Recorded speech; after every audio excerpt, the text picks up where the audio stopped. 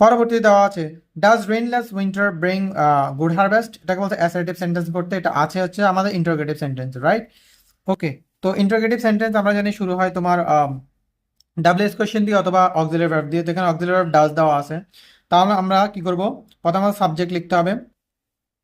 তাহলে রেইনলেস উইন্টার হচ্ছে আমাদের সাবজেক্ট, তাহলে আমরা অ্যাসার্টিভ সেন্টেন্স শুরু করতে আমরা সাবজেক্ট লিখতে হয়, তাহলে সাবজেক্ট লিখব প্রথমে রেইনলেস উইন্টার,